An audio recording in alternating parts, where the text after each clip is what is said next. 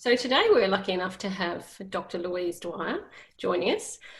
Louise is an experienced researcher in bioinorganic chemistry, holding postdoctoral positions previously at the University of Western Australia and Griffith University after completing her PhD at UWA in 2010.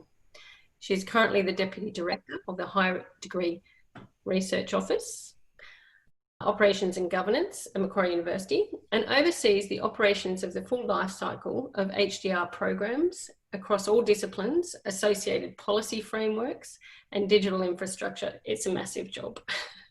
Louise is a Western Australian at heart and has been at Macquarie for 4 years and recently returned from a stint of parental leave and is the proud mama of a crazy toddler. Her description, not mine. He's very sweet. So thanks, Louise, and I'll pass over to you. Thanks, Sally. Firstly, I would like to thank you for having me. It's a real pleasure to be able to talk directly with our HDR candidates. I often don't get to do it much in my current role, and I really enjoy it. So thank you for coming to listen to what I have to say. The second thing I wanted to sort of preface with was when I got asked to do this, I thought, yeah, sure, I'll do that. And then I started thinking about what I wanted to say and I couldn't stop. So if I take too long, please tell me. And I'd also, if you can put your video on and I get to see your faces, that would be even better. I've got a couple of slides to share with you. So I'm just going to share my screen. All right, so that's just the title slide. We can go on to the next one.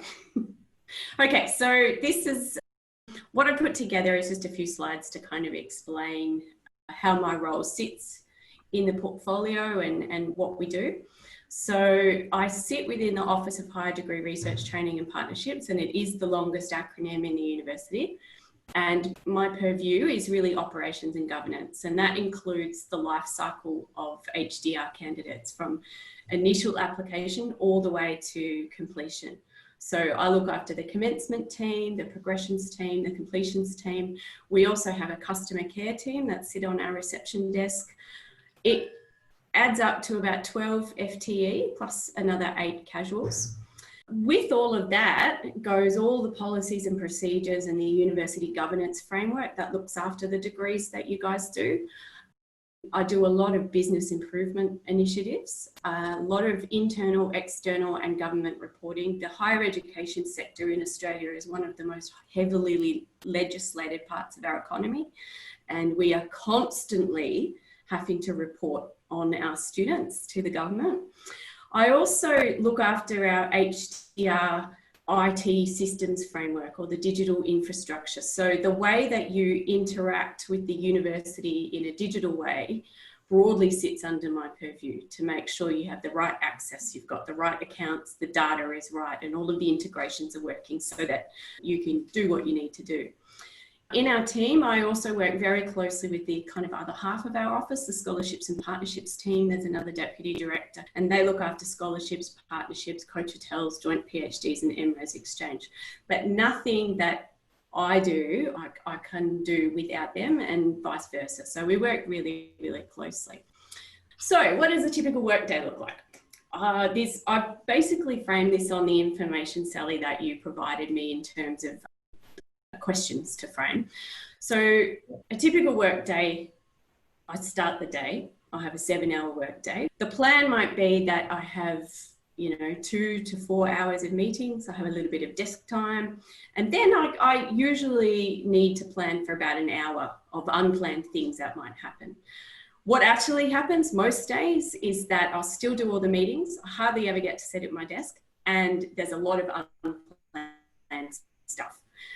And just as a little glimpse into my life, I've got over 2,000 unread emails and they just keep coming. Okay, so when people ask me, what do I do?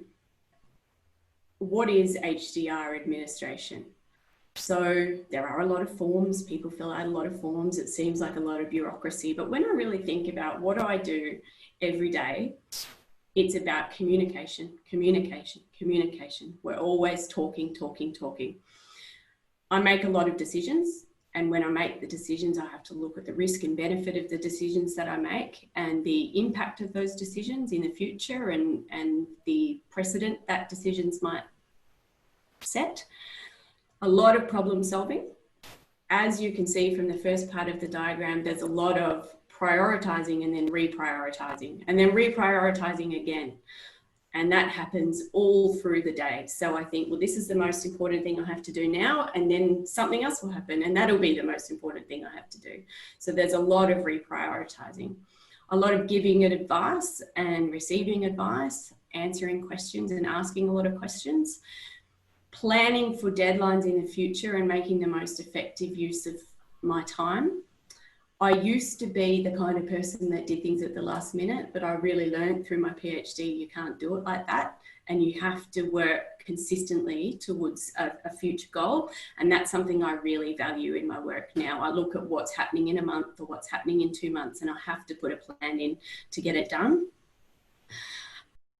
Celebrating wins. So it's really, I find it really important in my day to be positive about things, and when good things happen, to celebrate them, but also really important when things haven't gone quite the way I planned, or an interaction hasn't happened the way that I wanted it to, reflect on those challenges and any anxieties that I might have in the work that I do.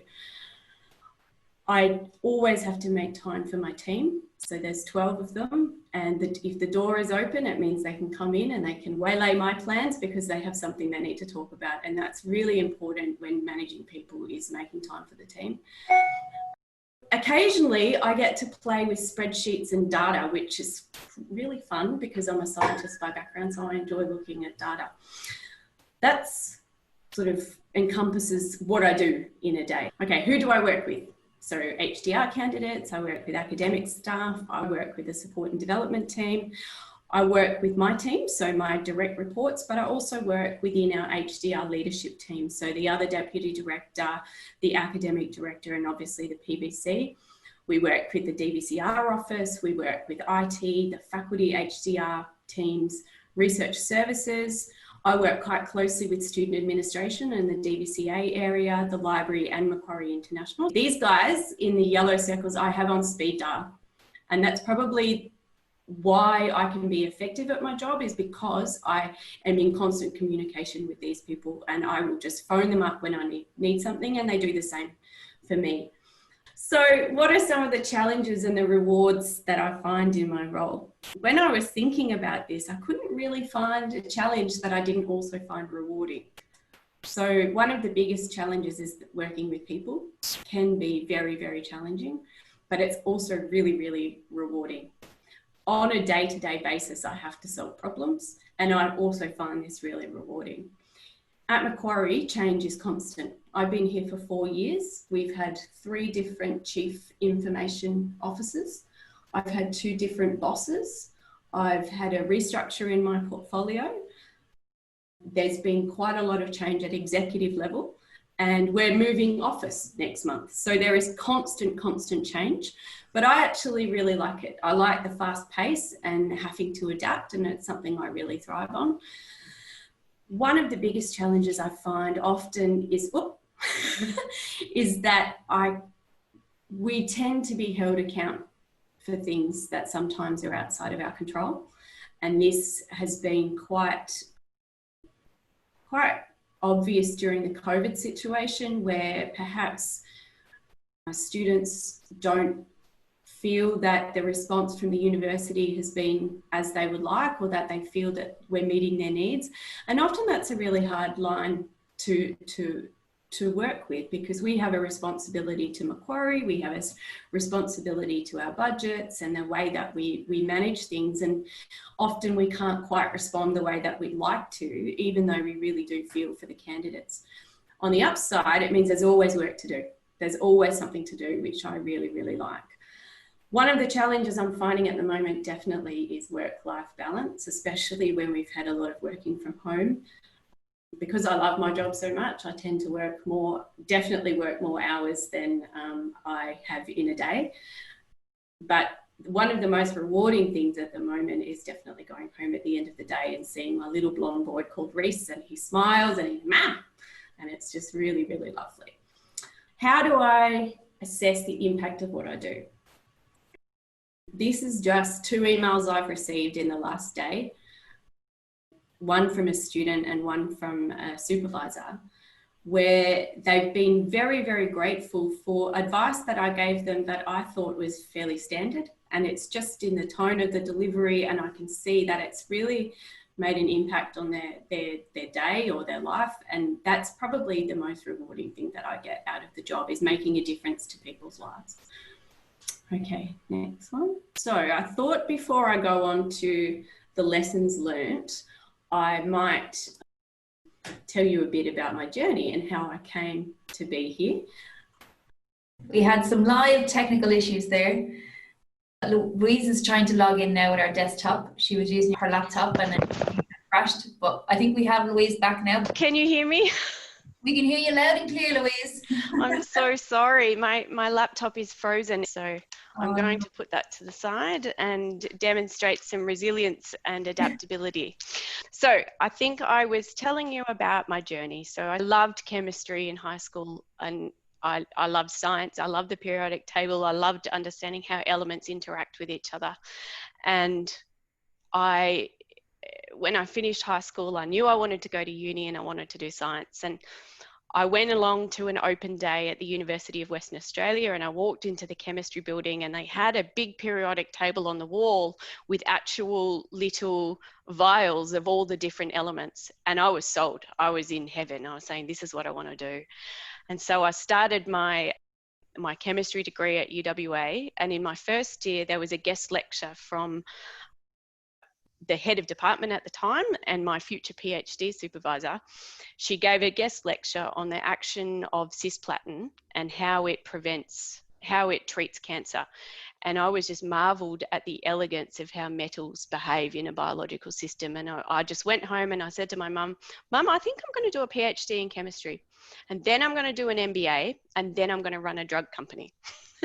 And as you can see, I'm not doing those things. So things did change after that. So I really enjoyed my undergraduate. I completed honours with the same supervisor. I really enjoyed it. And when I came to choosing whether or not to do a PhD or to go out and get a job, it seemed that the PhD was the easier choice because I just had to tick a box. And I went into my PhD thinking, well, this will just be like honours. About a year and a half into my PhD, things really fell apart. My parents actually split up when I was a year and a half in, and that was a really difficult time in my personal life. My sister was really struggling with depression and some suicide attempts. So I had this going on in my personal life, and also a postdoc that I was working with and who was kind of supervising my project left and went to another job, as they do. So I was left with 2 supervisors that until then I hadn't realized didn't really tolerate each other at all. And so it became a very difficult situation where I had 2 people who didn't want to work together, whose research collaboration was breaking down. And I was put in the position where I had to choose between the supervisors. And at that time, I actually quit. And I said to my supervisors, I'm not going to continue. I'm going to go and be a teacher because it seems easier than this. And I had some really good conversations with one of my supervisors, and the one that I ended up finishing with. And she was amazing. And she really brought me back down to understanding my capability and helping me shift projects so I didn't have to continue with the other supervisor. And around about the 4.5 year mark, I finished my PhD, and I was very, very happy to have finished it. So then what happened was that I knew I didn't want to be an academic. I looked at the way that academics operated and the impact of the pressures of academia on their personal lives. And I thought, I'm not willing to sacrifice that. I want work-life balance. I want enjoyment from my job. And I don't want to be in the position where my livelihood is tied to results that I might get in the lab. That for me wasn't something that appealed to me. And I'm surrounded by people who are happy with that and excel at that. And I thought, I'm never going to compete with them because I don't want it enough. So then I sort of floated around for quite a while. I I spent about 3 years sort of part-time postdocing for the same supervisor, publishing bits from my PhD, deciding what I wanted to do with my life. I thought about going into intellectual property and patent law, but living in Western Australia, unless you're in mining or engineering, there's really no options for you, and life sciences wasn't a possibility. So I thought, well, why don't I go and upskill and go into mining? Because I'm a chemist, I can go into mining chemistry. So I did a 1-year diploma, graduate diploma in extractive metallurgy. When I finished that, I realised I really didn't have the confidence to go to a mine site and work on site. And also the mining boom was over. That was 2012 and there was no jobs. So I was sort of back to square one, wondering what I was going to do, floating around UWA. And I was still in contact with a lot of the support networks and the learning skills advisors team that I had known through my PhD. And an opportunity came up to work for 6 months as a learning skills advisor in the graduate research school to cover somebody's long service leave. And I could not have been happier in that role. I really, really loved it, and I loved the team. And I thought, this is what I want to do. I think I want to go into a graduate research school. And so when I finished that, it was a short-term contract and there wasn't another position available. I sort of, again, kept floating around looking for other bits and pieces. I even did a project reviewing for 8 weeks the use of the UWA logo over the years. So I did many, many things at UWA. And then eventually a role came up as the operations manager in the graduate research school. And I got asked to put in an expression of interest, and I was interviewed and deemed appointable, but I didn't have enough administrative experience, and I really hated the interview. So I just kept going, floating around, and then another role came up that I was asked to apply for in research development. So working with faculties and funding agencies, and this was mainly the NHMRC, working with the academics to increase their likelihood of grant success. So reviewing grants and looking for grant opportunities. I really wanted the job, and I really, really worked hard for the job. And I knew that I wouldn't do well in the interview if I didn't do something about that. So a friend of mine is a career coach, and I really drew on her, and she hammered me for hours about interview technique and what to put on my CV and how to frame the questions. So I went along to the interview, and I was told by the Associate Dean of Medicine at the time that it was the best interview he'd ever been in, but that somebody else had more experience in NHMRC grants. And so I wasn't the top choice. So I was very, very disappointed with that. But then along came another opportunity where the operations manager in the graduate research school, the person that they had appointed, had realised it really wasn't for her, because she couldn't get her head around the systems, the administration, and the balance between that and the needs of candidates and the empathy for the candidates.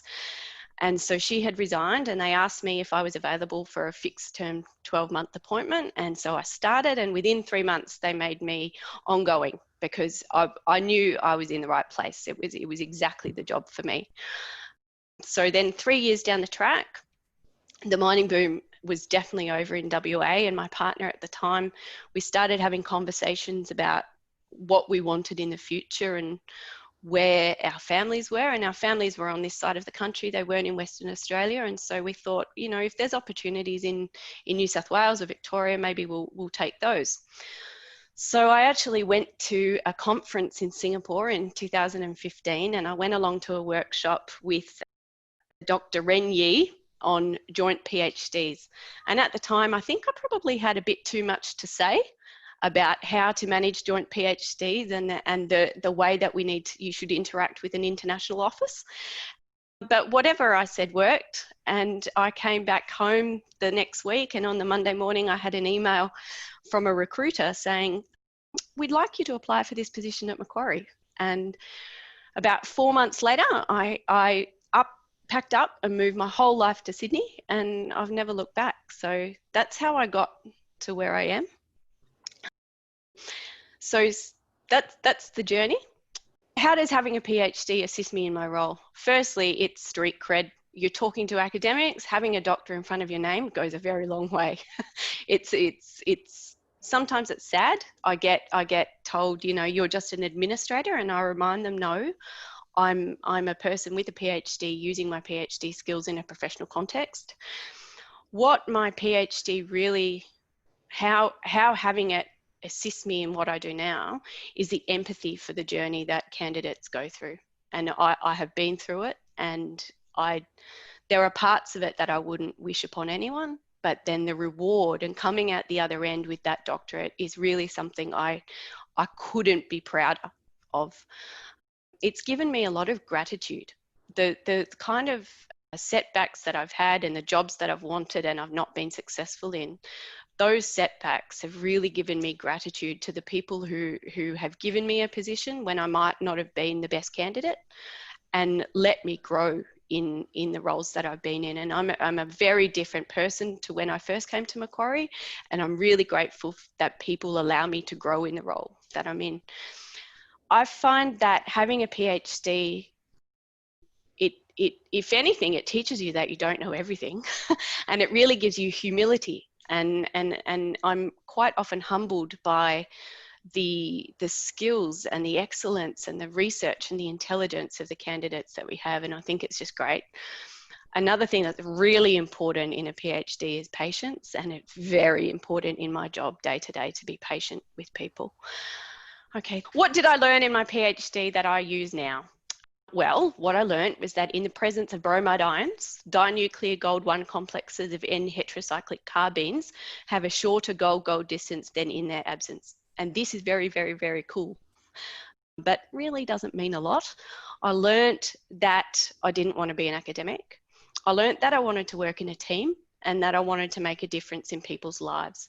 So when I finished my PhD, my supervisor had also relocated to the other side of the country, to Griffith University, and I finished my PhD the last 12 months with my supervisor on the other side of the country, and I was her last PhD student, and she's gone on to more senior DVC roles. And so I was the last student. I'd lost my buddies. One of my PhD buddies quit under the pressure of the fallout between the two supervisors, and my other best PhD friend finished. And so I felt really isolated, and I knew that I wanted to work in a team where I got to talk to people every day and I got to really work for the greater good.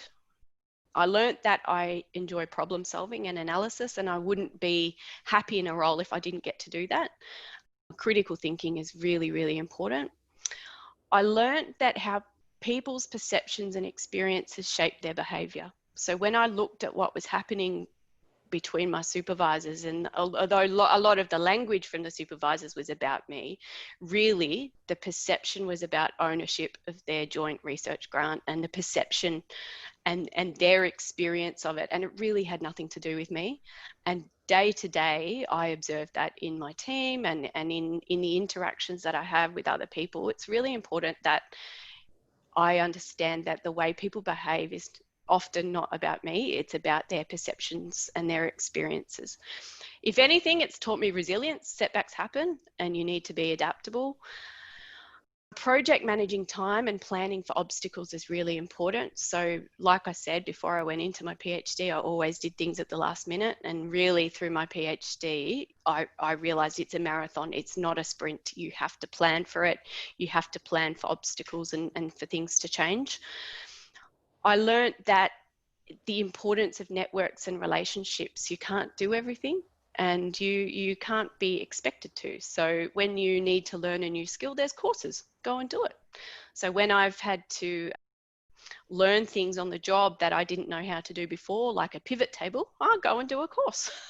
Or even things like having challenging conversations with colleagues. There are courses for these things. And so I acknowledge that I can't do everything, and I look for ways to upskill where I need to. I put there what I wish I learnt, and sometimes had to learn the hard way on the job. In scientific research, what really appealed to me is I'm a very principled person, and what appeals to me is the integrity that you have to do research, and not change results based on what the outcome that you want and that kind of thing. So what I really had to learn on the job was that sometimes you can't achieve perfection. You just have to be practical and get something on paper and get things done. A colleague, a very close friend of mine and colleague once said to me, and it's something I have never forgotten, is we just want a Holden on the road. We're not after a Ferrari, we want a Holden on the road. And that's something I've had to really come to terms with, because at heart I really am a perfectionist. And sort of in line with that is around decision making, and there can be decisions that you need to make that probably in contradiction to some of the principles you might have, but they're a pragmatic way to achieve an outcome. So it's looking at making decisions and considering the practical application of that decision and the impact that it might have. So where a policy says that students can only have 2 extensions, and then a student asks for a 3rd extension, that is a decision I make quite often. I think the practical application of that policy, you know, if I say to a student they can't have a 3rd extension, are they likely to feel better? Are they likely to complete faster? Are they likely to feel stressed? So I consider the pragmatic and practical approach to the decisions that I make, which is something I've had to really learn on the job. One of the biggest things is people management can be really, really tough. People all different, and they have all different experiences. And I have a team of 10 staff at the same level. And when I first started in a professional role, I had this expectation that if you asked someone to do something and it was their job to do it and they were paid to do it, well, then they would do it. But that's not the case. And that's something I've really had to learn, is that people management is really tricky and rewarding, but hard. And making time to understand what your skills, strengths, and enjoyment is from your work. So I didn't make time for that in my PhD, and I've had to do it afterwards. So I would encourage you during your PhD to think hard about what are the skills that you have, not in the laboratory pipetting or looking up references or citing things, but the actual skills, your strengths, and what you enjoy, what you really enjoy. And that is what is going to mean you'll land in your dream job. So that's basically all I've got on the slides. I've prepared a few notes about, you know, advice and stuff like that, but I've probably talked enough for now, and I'd love to hear some questions. Great, thank you, Louise. That was brilliant. And I'm sure people got a lot out of that. And so there aren't any questions I can see on the chat, so please do that. Oh, here we go. How do you figure out which of the skills you've learned during your PhD are transferable into which job?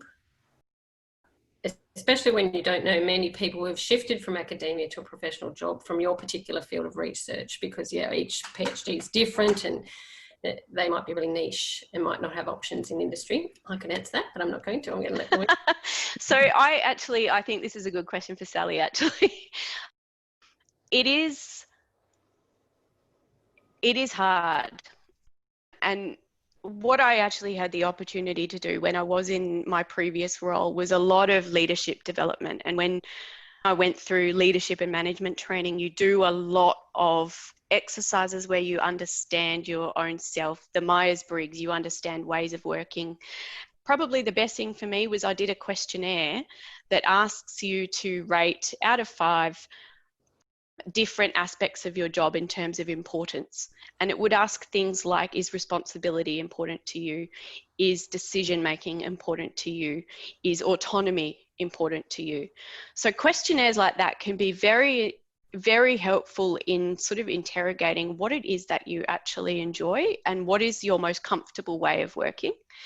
And I think that you'll find that the way you work in your PhD will naturally be the most comfortable way that you work in. But questionnaires like that,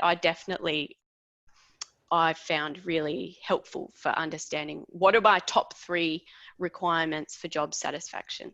And somebody actually asked me this morning, how do you get the dream job?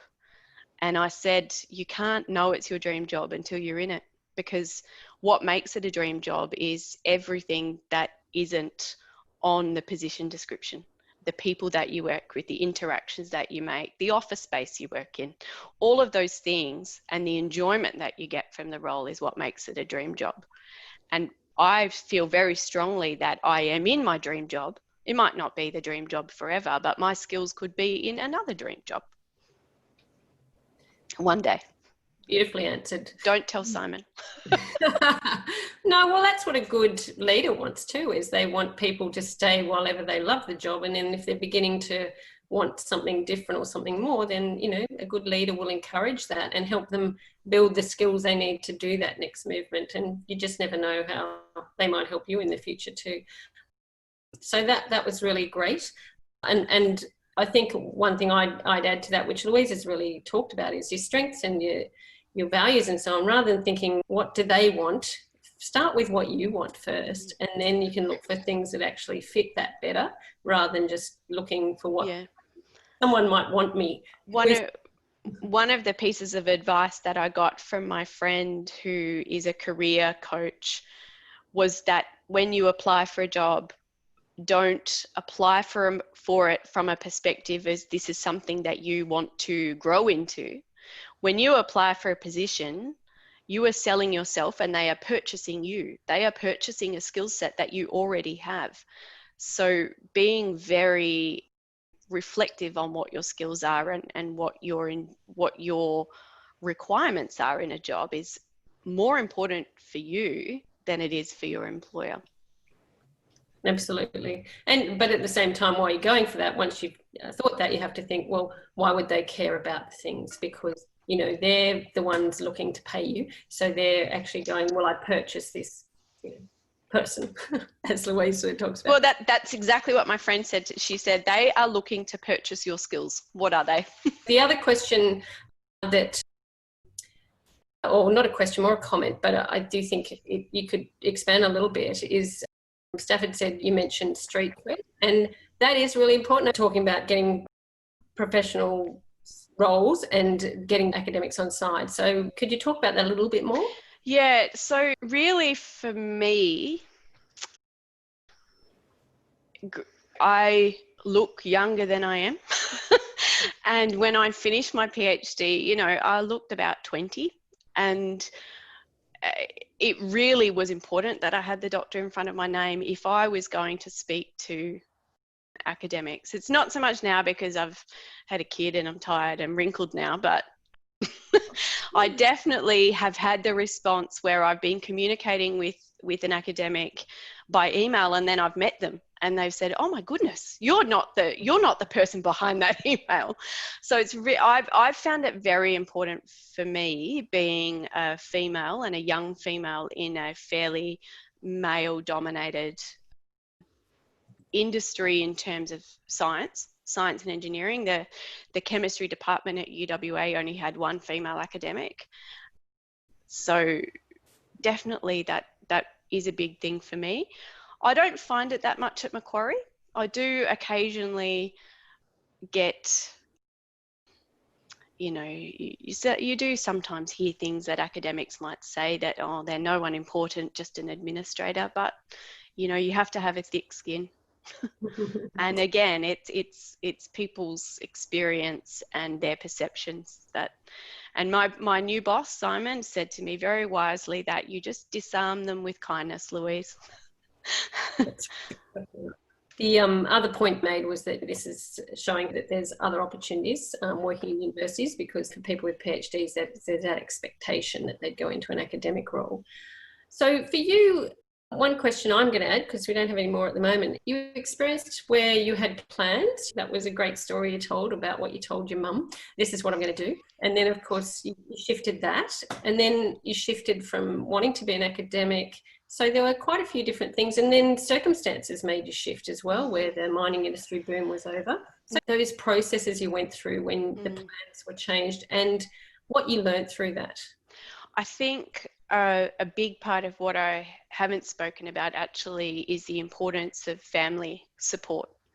So when I was finishing my PhD, I was, you know, no one wants to talk about the ex, but I was in a relationship with someone that had never left Western Australia, and he had a much more important job And there was a real big financial imbalance in our relationship. Obviously, I was on a PhD scholarship, and the conversations that we had about the future and what I wanted to do in the future, the thought of moving interstate or going to do a postdoc in Europe just wasn't viable, because it's not something that was supported. And needless to say, that relationship didn't last. And what I've found now is that, and really I am where I am because I have the family support, and I cannot underestimate the impact it has had to have a supportive partner that is not only supportive of my aspirations, but completely honest about how it affects his aspirations for the future. So when we talked about moving to Sydney, it did help that he wasn't from WA as well. So his family are in Victoria, but it is very, very important that you have the support of your family. You're always going to have a tension between your aspirations and what you can realistically achieve if you're not on the same page as your family support. So that for me was a really big thing. And that's why I kind of tried to stay in WA. So I tried to upskill in mining because what I wanted to do didn't exist in WA. And then I realized that I didn't actually need to stay in WA, and I'm very happy here. Yeah, that's great. So it's mainly around family. Yeah.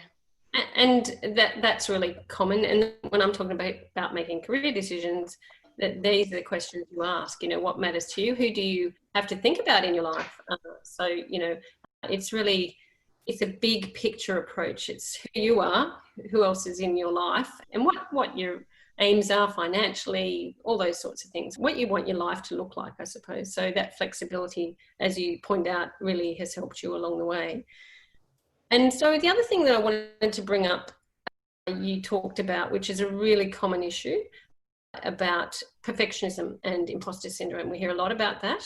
You talked about what you learnt through your PhD and came out from that recognizing that you needed to shift that thinking. So can you talk about that? Yeah, I didn't mention imposter syndrome, but I wouldn't be a female scientist if it didn't affect me. Definitely that imposter syndrome through my PhD was there front and center. I actually, for a long time, and I still actually don't believe I would ever have made it as an academic. I didn't love it enough. And there were people who were so much more brilliant than me and were so much more happier doing what I was doing, but I didn't enjoy it. And how did I overcome that? I spent a lot of years not being very happy between my PhD and landing the job that I eventually really enjoyed. And that was hard. And I really don't know how to phrase it better than that. I think what I've taken away from it is that the importance of the networks. I only landed that job because I stayed in contact with the networks that I had, and never burn your bridges. So always leave a partnership or leave a job on a good note, because you never know what is going to happen in the future. And so when I left that short-term role in the graduate research school and I wasn't successful for the next one, I didn't burn that bridge, and I maintained contact with them. And that's how I landed it again in the future. So after a few setbacks, I did get what I eventually realized what I wanted. But that's really been really important. And I think that is probably one of the things I strive for in my job now, is to always have positive interactions, and where there has been a less than positive interaction, reflecting on that and making sure that in the future people don't get emails from me and cower under them because we need to work together. It's a joint problems we're solving. That's such brilliant advice. Those two parts, networking and really looking after your relationships. It's really hard, and you have to do that now that there's social media and a lot of people out there doing a lot of commenting and so on. You sadly, it's almost like we are in the novel 1984, and that you always have to be aware of that. Who's looking, who's judging. You may lose a job because of something you did there and you don't even know it. So it's really, really important that you maintain that professionalism even though sometimes you might not feel at the moment. The reflection's key. So that is such excellent advice. Yeah, I've just seen the question there about transitioning to a new supervisor. So what happened was when I had to choose between my supervisors, I picked the one that behaved more professionally. And she was also a very good role model. So when I transitioned to a new project, I didn't actually take on another supervisor, but I did work in a new research group and have to discuss new projects and that kind of thing. My advice is to be really open and honest about expectations up front, because what I learned was the supervisor that I lost, people weren't open and upfront about their perceptions and their expectations from the get-go. And so when it came to publication, where that corresponding author tick sat was very, very important. So what I would say to you is to make sure when you meet with your new supervisor, be really open about your expectations about what the relationship looks like and where responsibilities will lie, that kind of thing. And take any of the kind of anxiety out of it. Be professional about it. Yeah. With Ashwin Singh from Wellbeing, we run a workshop periodically on communication and managing up, which is really about understanding who that person is and then finding the way that you can best communicate with them. Because, you know, Louise has pointed out a lot of things about other people are who they are. And so, you know, it's really important for you and your PhD to actually make sure you get the best supervision. Asking simple questions. It's not a yucky question to say, how do you like to be communicated with? Do you want me to email you? Do you want me to call you? Do you want me to set up meetings, or would I expect you to set up meetings? Just have the conversations and take the anxiety out of wondering how to best interact with the person. That's exactly right, you know, because I think we worry too much about it and don't act on it. So just recognise people might be operating differently from you, and so you need to know that from up front. Also, talk to other students. Yes. Talk to their other students about what it's like to work with that supervisor. Just a comment in the chat from Saeed about jobs, professional roles at MQ. And I did put in the chat there about the job listing for MQ, and if you can sign up you can get job alerts. But it did make me also think about the CCA roles, Louise. Yes. Did you want to, is there anything you can tell us about how many? Yeah. So we actually, until about probably 2 or 3 years ago, the Higher Degree Research Office hadn't really broadly employed the student cohort. And in 2017, we put a project in place to address the volume of emails and phone calls we get around admissions. So people wanting to know about scholarships, how do I apply, how do I do these things? And they're very like cold calls, very standard responses. These are our scholarship schemes. This is what our English requirements are. And it sort of took up the time of our staff that needed to be doing high value work in assessing applications and that kind of thing. So we put out a call for expressions of interest for current HDR candidates to essentially provide an advice giving service as a first point of contact with our office and a kind of an escalation pathway. And what we found was that HDR candidates, when they come to job interviews, sometimes need a bit more preparation, but that the value that HDR candidates can provide is well exceeds what we expected. And so now we have a team that I think there's about 6 or 7 on a rotating basis, and essentially sit on our reception desk, answer the phone, look at online queries, and we have sort of other ad hoc tasks that we ask them to do.